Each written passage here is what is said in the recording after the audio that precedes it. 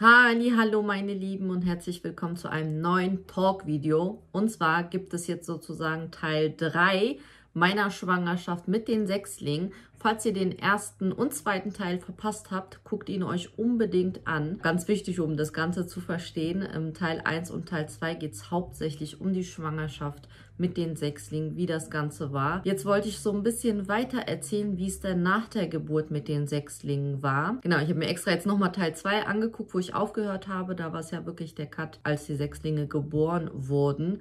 Deswegen knüpfe ich jetzt auch da wieder an. Die Sechslinge sind am 16.10.2008 in der Charité hier in Berlin zur Welt gekommen. Erstmal hatten wir 3 Monate Krankenhauszeit. Also die Kinder waren den ersten Monat auf einer Intensivstation, wo halt extrem Frühchen halt erstmal sind, ne, weil die natürlich erstmal unter Intensivversorgung sind. Also ihr müsst euch unbedingt die anderen Teile angucken, das ist ganz wichtig, sonst ich will jetzt mich nicht wiederholen. Muss ich jetzt ganz doll aufpassen. Obwohl wir halt super, super happy und erleichtert waren, als die Sechslinge gesund auf die Welt gekommen sind, war es trotzdem noch so, dass der erste Monat riskant war. Sie waren halt extrem Frühchenkinder. Ja, es hätten noch Dinge passieren können wie Hirnblutung oder irgendwelche Infekte, die noch hätten dazu führen können, dass die Kinder ja eventuell Schädigung oder Behinderung davon tragen. Deswegen war der erste Monat halt immer noch sehr viel mit Bangen, obwohl wir halt so geschafft haben, die Babys halt so lange wie möglich im Bauch zu behalten und dass sie gesund auf die Welt gekommen sind, war trotzdem eben der erste Monat noch riskant, wo wir halt super viel Ängste hatten und wie das überhaupt war. Die Situation ganz, ganz anders in so einem Krankenhaus auf so einer Intensivstation. Sechslinge waren halt auch nicht alle in einem Zimmer. Ja, man muss sich das halt vorstellen, auf der Intensivstation, da sind mehrere Zimmer. Auch von Zimmer zu Zimmer, direkt durch die Zimmer gibt es halt Durchgänge, damit die Krankenschwestern und Ärzte auch direkt da durchlaufen können. Es war meistens so, dass in einem Zimmer nicht mehr als 4 Kinder lagen. Und da ja unsere Sechslinge in dem Moment frische Intensivkinder waren, wurden sie nicht in ein Zimmer gesteckt, sondern halt in verschiedene. Die waren erstmal wirklich in 5 Zimmern verteilt. Ich glaube, damals war Rana und Zeynep in einem Zimmer. Ansonsten waren sie in anderen Zimmern verteilt mit anderen Kindern, weil sie halt, wie gesagt, so ein frisch geborenes Frühchen nochmal eine intensivere Betreuung braucht und es dann immer zu viele Ärzte in einem Raum dann sozusagen sind. Naja, und das war so das erste Hindernis für uns dann als Eltern. Ich war dann halt die erste Zeit halt wirklich nach dem Kaiserschnitt, nach dieser Extremgeburt dann erstmal im Rollstuhl und dann mussten wir halt auf die Intensivstation, was für uns halt auch so was ganz Neues war. Wir mussten durch eine Schleuse, wo wir halt den Kittel angezogen bekommen haben. Wir mussten Hände desinfizieren und alles, also ganz gründlich drauf achten. Und dann ist man halt in diesen Intensivbereich gekommen, musste sich anmelden und dann halt auch Bescheid geben und fragen, ob man überhaupt denn in ein zu seinen Kindern sozusagen darf, ne? Und das war dann so die ersten Tage, wo ich selber so, ich halt im Rollstuhl, mein Mann schiebt mich so und dann kommen wir halt ins erste Zimmer und dann haben wir halt immer an der Tür gefragt, dürfen wir zu unserem Kind? Und dann war es die erste Zeit wirklich so, also die ersten Tage dann auch, also es war andauernd so, aber gerade irgendwie so die ersten Tage empfand ich das dann halt so ganz schlimm, weil dann hieß es, nee, sie können gerade nicht rein und dann haben sie auch immer gesagt, warum, ne? Weil die zum Beispiel gerade dem Kind Blut abnehmen, das sah halt immer sehr, sehr brutal aus, weil die halt nicht von der Vene, sondern halt immer entweder vom Fuß oder von den Händen entnommen haben. Also eher so von den Füßen, genau. Nee, von den Händen haben sie das normal entnommen, aber da die Hände so empfindlich, also die haben bis heute leichte Narben, die Kinder an den Armen, sieht man. Deswegen haben sie ganz oft am Fuß das Blut entnommen und da haben sie dann immer die Ferse so gedrückt, also halt so reingepiekst und gedrückt. Das sah halt immer so brutal aus bei so auch noch Frühchenbabys, ne? Das wollten uns natürlich die Schwestern ersparen, solche Anblicke oder generell, weil gerade mit einem anderen Kind irgendwas war, durfte man einfach nicht in dem Moment ins Zimmer. Ja, und das war so der erste Tag irgendwie und dann frage ich, darf ich in das Zimmer? Nein, dürfen sie nicht. Darf ich in das Zimmer? Nein, dürfen sie nicht. Ja, am Ende saß ich dann auch so, ne, auch so frisch entbunden, ne, die Hormone spielen da auch verrückt. Dann war ich dann auch nur noch am Heulen. Warum darf ich nicht zu meinen Babys? Ne, aber es war halt eben so eine Extremsituation. Und eine Situation war auch heftig, deswegen, was ich auch aus dieser Situation gelernt habe, was ich euch auch gerne so erzählen möchte. Also ich möchte euch aus dieser dieser Situation halt einfach auch erzählen, dass man es nicht als selbstverständlich sieht, auch nur ein Kind gesund zu haben. Ja, also Sechslinge sowieso, aber ich muss euch erzählen, also dieser eine Monat auf einer Kinderintensivstation, dort waren eben, wir haben eben sehr, sehr viele zu früh geborene oder kranke Kinder gesehen, die mit einem Herzfehler zur Welt gekommen sind, die auch extrem zu früh zur Welt gekommen sind, weil sie eben mit unseren Kindern lagen, weil man dort halt eben sich gesehen hat, die Kinder gesehen hat, andere Eltern gesehen hat, mit denen man sich unterhalten hat. Habe ich halt daraus gelernt, dass es nicht selbstverständlich ist, ein gesundes Kind zu bekommen. Denn wir haben so viele kranke Kinder gesehen und da war kein einziges ein Mehrling darunter. Also es waren wirklich Einzelkinder, die auch zu früh zur Welt gekommen sind, die mit Herzfehlern zur Welt gekommen sind oder anderen Dingen. Und das hat mir halt einfach auch nochmal gezeigt, dass es nie selbstverständlich ist, ein gesundes Kind zu bekommen. Egal ob 1, 2, 3 oder 4 oder in meinem Fall 6 Kinder gleichzeitig. Weil da war nämlich auch so eine Situation, die will ich euch auch gerne erzählen. Und zwar hat mein Mann, die mir erst ungefähr, ich glaube, 2 Jahre später oder so erzählt, war nämlich auch die Situation, ne? Wir wollten halt zu eins von unseren Kindern und dann hieß es in dem Moment vor der Tür, nee, sie können gerade nicht rein. Uns wurde ja dann auch immer gesagt, warum wir gerade nicht rein dürfen, ne? Entweder weil gerade der Arzt da ist, Blut abgenommen wird oder sonst auch immer. Und in dem Moment war die Situation so, dass die Schwester halt meinte, sie können gerade nicht rein und mein Mann meinte, wieso? Und sie so, ne, sie können halt nicht rein. Und weil die keine Antwort gegeben hat, wieso, war mein Mann dann halt ganz stutzig und dann, aber wieso dürfen wir denn nicht rein? Weil sie halt keinen Grund genannt hat. Ja, es ist nichts mit ihrem Kind, aber sie können jetzt gerade nicht rein. Und mein Mann hat halt nicht locker gelassen, weil er halt wissen wollte, wieso, weil er dachte, das stimmt jetzt irgendwas nicht. Und weil er nicht locker gelassen hat, meinte sie dann so, na, kommen Sie kurz rein, aber lassen Sie bitte Ihre Frau vor der Tür. Und dann war ich halt mit dem Rollstuhl vor der Tür und mein Mann ist halt kurz reingegangen, hat mit ihr gesprochen und dann ist er wieder rausgekommen und dann meinte ich, was ist denn?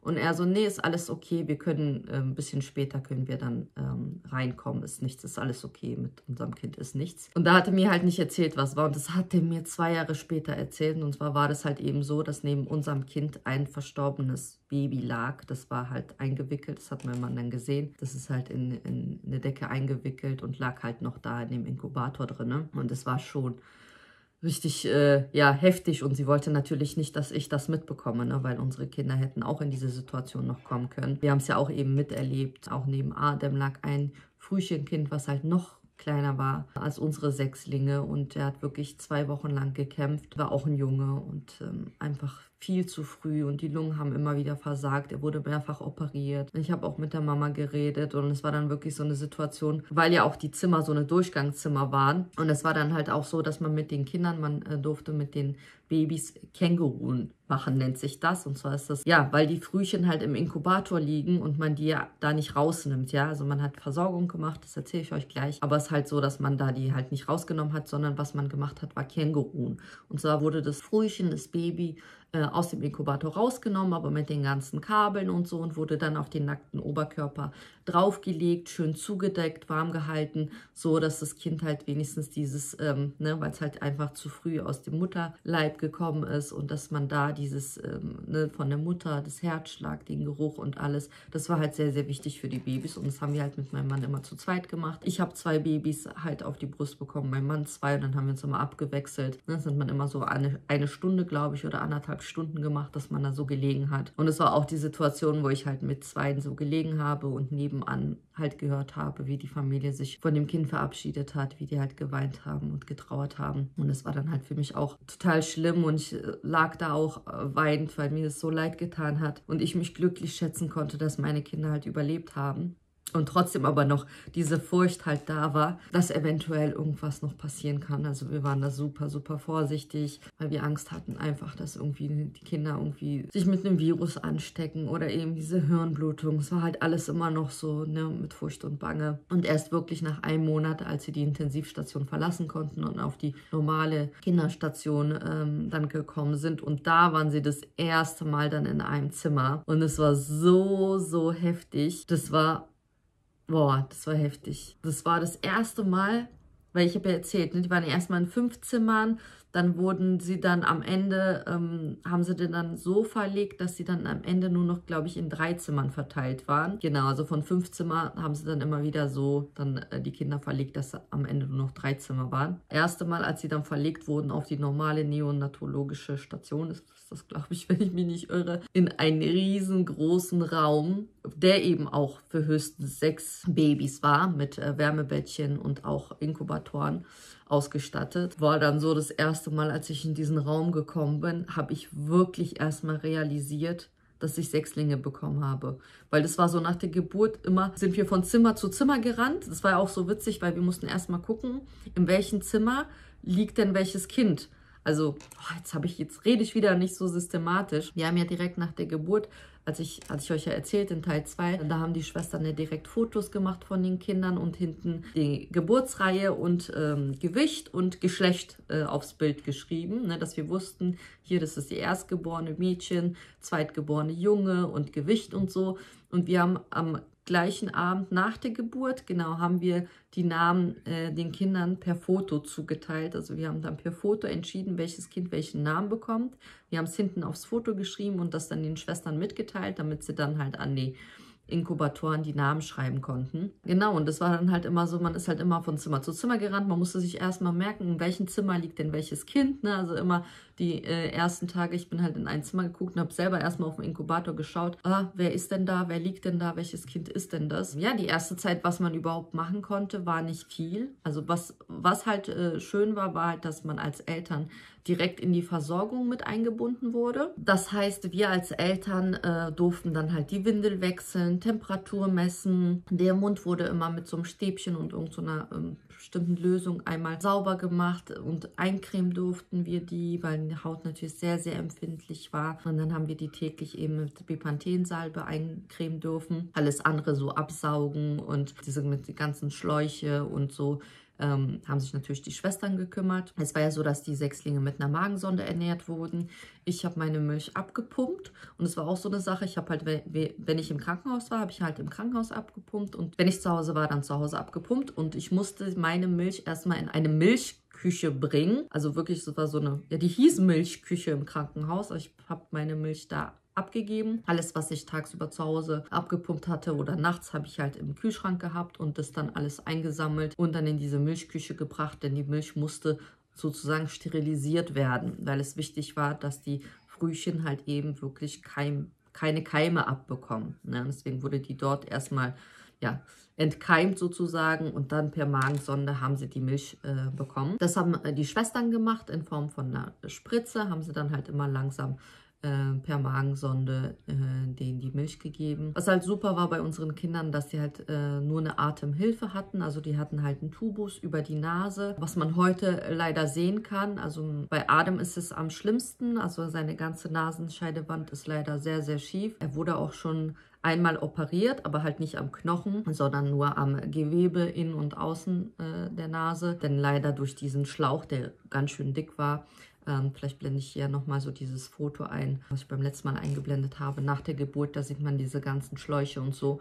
Und dieser Tubus, der durch die Nase ging, war halt eine Atemhilfe. Das heißt, die haben keinen Sauerstoff bekommen, sondern normale Atemluft. Aber unterstützend, weil die eben so klein waren, dass die oft entweder vergessen haben zu atmen oder der Brustkorb einfach für die zu schwer war und dadurch ja sie öfters mal aufgehört haben zu atmen. Ja, das war dann immer so, dann ging halt der Alarm, ne? Dadurch, dass die ja angeschlossen waren an Geräte, konnte man das immer sehen und oft war das so, dann ging der Alarm an, weil die aufgehört haben zu atmen und dann musste man einfach mal kurz zum Kind und so ein bisschen am Fuß kitzeln, damit die dann wieder, das war, wie das immer halt dann halt aussah, dass die dann halt wirklich dann so, ne, also durchgeatmet haben, weil die ja regelrecht vergessen haben zu atmen. Aber trotzdem war halt auch sehr, sehr wichtig, dass die nicht lange Sauerstoff brauchten. Das war wirklich der erste Tag, wo die Jungs ein bisschen Sauerstoff brauchten und dann gar nicht mehr, weil auch da eben viele Schädigungen durch den Sauerstoff oft passieren. Ich kenne mich zwar nicht so aus, aber soweit ich weiß, halt oft die Augen sehr geschädigt und so weiter. Von daher war das halt sehr, sehr gut. Ja, aber trotz dieser Atemhilfe ist es so, dass man auch heute sehen kann, dass ein Nasenloch verformter ist als das andere. Zum Beispiel, dass das eine Nasenloch größer ist als das andere. Bei dem einen sieht man es mehr, bei dem anderen weniger. Und leider, wie gesagt, bei Adem sehr, sehr extrem. Also die Nase wird immer Schiefer und wie gesagt, der Arzt hat auch schon geguckt, er kriegt auch kaum Luft durch die Nase. Deswegen hatte er schon 2 kleine OPs, wo sie halt eben diese Polypen, das überflüssige Gewebe schon entfernt haben, aber seine ganze Nasenscheidewand ist leider so verbogen, dass er da eben schlecht Luft kriegt und ja, es sieht halt auch dementsprechend nicht so schön aus und jetzt kommt er auch in dieses Alter, wo die Nase auch noch mehr wächst und sich das Ganze noch mehr verbiegt. Deswegen muss man da warten, bis er dann bis er, glaube ich, 16 oder so ist, bis er die Nase halt ausgewachsen ist.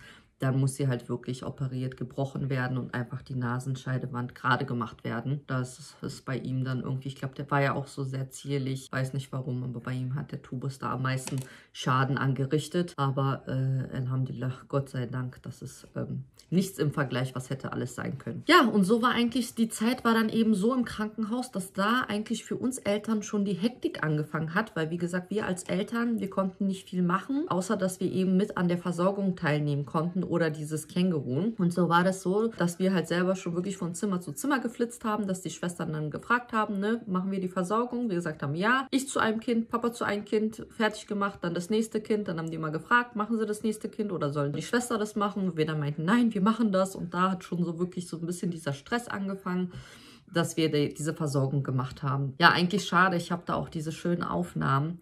Die würde ich euch eigentlich so gerne mit einblenden wollen, aber ich bin noch nicht dazu gekommen, das Ganze digitalisieren zu lassen. Wir haben das auf unserer damaligen, vor mittlerweile fast 12 Jahren alten Kamera und ich muss das wirklich digitalisieren lassen, damit ich euch diese Videoclips einblenden kann. Ich denke, das würde ich mal vielleicht in einem anderen Video nochmal irgendwie als Film zusammenfassen oder so. Muss ich mal schauen. Auf jeden Fall war es das eben so, dass wir uns da schon einspielen mussten, dass wir das zu zweit machen. Ja, ich war ja halt nur die ersten 5 Tage noch im Krankenhaus nach der Geburt, weil es ein Kaiserschnitt war. Nach 5 Tagen durfte ich nach Hause und so fing dann halt der Tag dann immer an, dass wir eigentlich, ja, wir haben dann zu Hause geschlafen. Ich habe nachts Milch abgepumpt, morgens aufgestanden, Milch abgepumpt, alles in den Kühlschrank gepackt und dann eben morgens die Medium in die Kita gebracht. Dann hat mein Mann mich ins Krankenhaus gefahren. Entweder hat er mitgemacht den Tag oder eben ist arbeiten gegangen. Dann hat er eigentlich nur noch, ja, nachmittags Medium abgeholt, mit ihr dann nochmal ins Krankenhaus und immer bis abends im Krankenhaus gewesen. Also ich war komplett von morgens bis abends immer im Krankenhaus bei den Kindern, konnte dann da halt zwischendurch abpumpen, da war halt ein extra Raum. Auch da, ich habe so witzige Videos, schade. Mit Medium, wie sie da stand, dann immer beim Inkubator und dann ein Clip so, wo sie steht an Ahmeds Bett und dann ruft sie die ganze Zeit, Ahmed, Ahmed, ne, weil die waren halt Frühchen und die haben halt die ganze Zeit geschlafen. Das war die erste Zeit, da haben sie ja noch gar nicht die Augen aufgemacht und dann, wenn du aber mit denen gesprochen hast, hat man halt gemerkt, dass die Augen haben sich halt so, ne, bewegt, dass sie auf einen reagiert haben und Medium stand da dann so voll lange und so minutenlang, Ahmed, Ahmed, Ahmed. Ja, das war dann immer süß. Sie hat dann in der Zeit meistens Bilder gezeichnet. Die Bilder haben wir dann auch immer an die Inkubatoren aufgehangen. So von wegen, die Kinder können sich das angucken. Das war dann halt auch immer eine süße Zeit. Genau, also wie gesagt, Krankenhaus hin und her, ganzen Tag. Es war sehr, sehr anstrengend. Und auch da war es halt noch der Zeitpunkt, der erste Monat eben, wo wir noch nicht uns um so Umzug und so gekümmert haben, sondern erst als die Kinder wirklich die Intensivstation verlassen haben und dann alle in diesem einen großen Zimmer waren, wo ich auch so, wie gesagt, so überwältigt war, ja, dass ich wirklich Sechslinge auf die Welt gebracht habe, konnten wir uns erst darum kümmern, um den Umzug, was halt eben auch nochmal schwer war, nebenbei dann auch noch, ja, sich darum zu kümmern, eine Wohnung zu finden. Da wurde es schon ganz schön stressig. Ich durfte dann auch erst, als die Sechslinge erst die ersten dann 1500 Gramm erreicht hatten, erst dann durfte ich die an die Brust legen und stillen. Und das war dann halt wirklich so, ich war dann halt stundenlang mit Stillen beschäftigt. Ich bin wirklich von einem Kind zum anderen. Das hat natürlich nicht für alle 6 gereicht, das ist klar. Ich glaube, das kann man sich vorstellen, dass meine Milch nicht für alle 6 Kinder gereicht hat. Aber trotzdem, das, was ich hatte, habe ich versucht, gerecht den Kindern zu verteilen. Ne, weil ab 1500 Gramm haben sie schon langsam diesen Saugreflex und Schluckreflex entwickelt gehabt, wo sie dann eben entweder mit der Flasche oder eben mit der Brust dann ernährt wurden. Und da saß ich dann eben auch stundenlang dann und bin von Kind zu Kind gewandert. Ich weiß noch, es war Ahmed, der Erste, der dieses Gewicht erreicht hatte, den ich stillen durfte. Das war dann auch nochmal so ein besonderer Moment gewesen. Das hatten die Schwestern dann auch fotografiert. Das war auch sehr schön. Ja, eigentlich, es drehte sich alles nur so um die Gesundheit, dass die gedeihen, dass die wachsen, ne? Dass sie dann nach Hause kommen dürfen, dass sie zunehmen. Und wenn ihr euch so vorstellt, so im Krankenhaus, jedes Kind hatte so seinen eigenen Ordner, wo dann halt immer drin stand. Ne? Die Schwestern haben dann auch gefragt, ne? Wenn ich die dann mit der Flasche gefüttert habe, wie viel denn dasjenige Kind getrunken hat, wenn ich Windel gewechselt habe, ob was in der Windel war. Das wurde halt alles immer aufgeschrieben und notiert. Stellt euch vor, dieses System mit diesen Heftern haben wir dann komplett zu Hause so übernommen gehabt. Also als jedes Kind diesen Hefter hatte und wir immer eingetragen haben, wie viel hat er getrunken, wie viel wiegt er aktuell, ne? Also wir haben alle paar Tage die Kinder mal gewogen, eben Stuhlgang, ob gemacht wurde, bei 6 Kindern, wenn jetzt da einer irgendwie tagelang Verstopfung gehabt hätte oder sonst irgendwas, hätte man jetzt gar nicht gemerkt, ja, also diesen Überblick zu bewahren. Aber so weit sind wir ja noch gar nicht. Wir sind ja noch in Krankenhaussituation. Dann war es auch schon so, eigentlich war das schon, als ich im Krankenhaus lag mit den Sechslingen schwanger, hatte sich das schon rumgesprochen gehabt, so dass die Medien das mitbekommen haben, dass eine Frau mit Sechslingen im Krankenhaus liegt, also im Bauch. Und damals hatten die schon das Krankenhaus genervt und der Arzt kam damals immer wieder und hat mir gesagt, die wollen Interview und die wollen Film und die wollen das. Wo wir einfach gesagt haben, wir möchten das nicht. Wir wollen das nicht. Wir sind in einer Situation, wir wissen nicht, wie es enden wird. Wir haben da kein Interesse. Genau, ich weiß gar nicht, ob ich in dem letzten Video erzählt habe, dass ich aber meine Geburt gesehen habe auf Video. Also es wurde gefilmt von den Ärzten zu medizinischen Zwecken. Ja, also nicht für die Öffentlichkeit. Das habe ich gesehen. Ich weiß gar nicht, ob ich das erzählt habe. Naja, auf jeden Fall. Genau, hatte sich da schon rumgesprochen gehabt. Und als die Sechslinge dann auf der Welt waren, die haben ja, wie gesagt, die ganze Zeit genervt und das Krankenhaus halt eben genervt und die Krankenhausleitung. Und als sie dann auch zur Welt kamen, haben wir dann halt einfach nur dem Krankenhaus erlaubt, okay, könnt eine Pressekonferenz geben, sagen, dass die Kinder zur Welt gekommen sind, wie es denen geht und so, aber nicht halt, wer wir sind. Das war dann eben so, dass es dann eine große Pressekonferenz gab, wo das Krankenhaus dann eben mitgeteilt hat, ja, es sind Sechslinge zur Welt gekommen und die sind in so und so einem Zustand, mit so und so einem Gewicht und denen geht es so und so gut, aber halt nichts zu unserer Person oder überhaupt, wie die Sechslinge entstanden sind. Und dann war es wirklich so, ihr kennt bestimmt, im Krankenhaus gibt es ja immer so einen Zeitungsladen. Und da war dieser Zeitungsständer. Und dann bin ich da immer vorbeigelaufen, immer wenn wir zur Cafeteria gegangen sind, was essen. Und ich sehe komplett in jeder Zeitung auf der Titelseite wirklich ganz groß, in Berlin sind Sechslinge zur Welt gekommen. Und dann habe ich mir wirklich jede Zeitung gekauft und habe die mir durchgelesen. Und das war dann halt so witzig zu lesen, wie jeder einfach so spekuliert hat. Weil natürlich hatten die keine Infos und jeder wollte irgendwas, ja, schreiben. Und was macht man dann? Dann erfindet man. Ne? Also ich habe sehr viel von den Medien gelernt, ne? Und auch die Erfahrung gemacht, dass man nicht immer alles glauben sollte, was in der Zeitung steht oder in den Nachrichten gesagt wird. Denn es sind viele Dinge, die werden einfach spekuliert. Und zwar hatte jeder dann seine eigene Theorie, wie es denn zu den Sechstlingen gekommen sei. Entweder hieß es dann, ich habe mich im Ausland befruchten haben lassen, wo man ja eben mehr Eizellen einsetzen darf, oder eventuell bei der Befruchtung von 3 Eizellen, die sich dann eben, ja, gespalten haben und es dann zu Sechslingen gekommen ist. Ne? Da wären dann jeweils 2 eineich gewesen.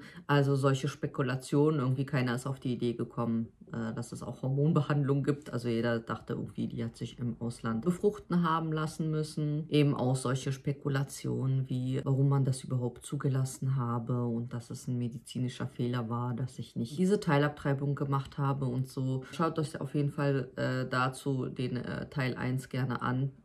Da habe ich erzählt, wie auch die Ärzte mit mir umgegangen sind zu dem Thema und Thema, die Kinder auf die Welt zu bringen und so weiter. Es blieb natürlich nicht nur bei der Pressekonferenz, sondern es war halt wirklich so, dass die Journalisten das Krankenhaus belagert haben, um rauszufinden, wer wir denn sind. Also die standen wirklich immer vor dem Eingang, entweder vor dem Haupteingang der Kinderstation oder sogar vor dem Eingang der Kinderintensivstation. Die haben halt nicht den offiziellen Eingang der Kinderklinik genommen, sondern sind in einen anderen Eingang reingegangen und dann immer den Keller lang gelaufen und erst von da mit dem Fahrstuhl hochgefahren, damit man halt nicht sieht, wer da immer rein und raus geht. Ja, und das Ding war halt dann halt, die haben dann immer Leute befragt. Einmal haben sie uns erwischt beim Eingang, wo dann ein Journalist meinte, ja, entschuldigen Sie bitte, wissen Sie, wer die Eltern der Sechslinge sind?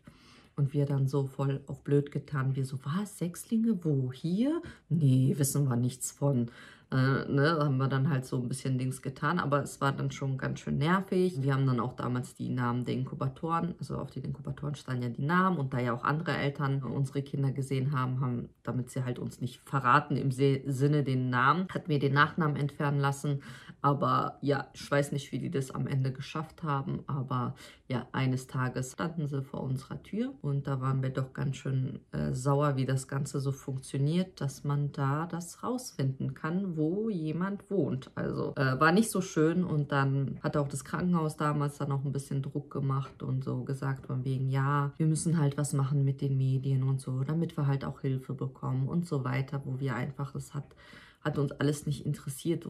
Wir waren nur fokussiert auf unsere Kinder, dass die Kinder gesund sind. Ne? Erstmal, dass sie gesund auf die Welt kommen, dann, dass die gesund wachsen, dass wir sie gesund mit nach Hause nehmen können. Wir waren nur darauf konzentriert, dieses ganze Trubel dahinter, das hat uns gar nicht interessiert. Und dann war halt einfach auch so, sie hatten uns einen Berater empfohlen und dann haben wir uns informiert und er meinte, dass die Medien sind wirklich schlimm. Also die hätten so oder so, obwohl sie das nicht durften, hätten sie so oder so, wenn wir aus dem Krankenhaus kommen, unsere Kinder abgelichtet. Also die hätten das uns fotografiert, unsere Kinder fotografiert, das Ganze veröffentlicht. Letztendlich hätte ich die danach verklagt und die hätten, weiß ich was, eine Strafe bezahlt. Aber der Gewinn, den sie dadurch gemacht hätten, wer dieses Foto ergattert hätte, wäre größer als dieser Schadensersatz. Deswegen war es dann so, dass wir eigentlich gezwungenermaßen, wenn wir halt mit medialen Richtungen, Agentur oder was auch immer, wie man die da nennt, alle was vertraglich eingehen, lassen die anderen einen ja in Ruhe, weil die wissen, wir sind jetzt unter Vertrag mit denen oder mit denen und hätten das Ganze dann eben nicht gemacht, und so waren wir dann gezwungenermaßen. Nur das lief alles ein bisschen sehr doof. Wie gesagt, dann sind wir an irgendeinen Berater geraten, der uns da in die falschen Hände gegeben hat, jetzt ganz ehrlich gesagt, und uns da so ein bisschen ausgenutzt hat und die Situation uns sich eher daran bereichert hat. Von daher waren wir da ganz stinkig, und wir hatten halt einen Vertrag gemacht, wo wir gesagt haben, okay, wir machen halt nur Bildrechte, also nur Zeitung, aber kein TV. Ja, sonst halt nichts, nur einfach so, okay, hier ein paar Zeitungsinterviews und dann ab und zu kommt mal jemand, macht ein paar Bilder, haben gesagt, ist in Ordnung, und dann haben wir wenigstens Ruhe vor den anderen und natürlich auch dann auch dadurch Unterstützung bekommen in Form von Erstausstattung für die Kinder. Wir hatten eine Krankenschwester nachts zu Beginn, als wir zu Hause waren, also sowas halt alles. Ja, wir haben da so vertraut, und dann letztendlich schauen wir, obwohl das ja der Berater, Medienberater und so weiter, der da in unserem Sinne handelt, alles so hätte machen sollen, hatten sie uns trotzdem TV-Rechte runtergejubelt und so weiter. Also es war echt nicht schön, wo wir dann am Ende nochmal alles mit Anwalt und so nochmal regeln mussten. Das war nicht so toll. Das war es dann eigentlich auch so, dass es ja eben darum ging, dann schnell eine Wohnung zu finden. Und das war dann halt auch eben super, super schwer, auf die Schnelle auch eine große Wohnung zu finden.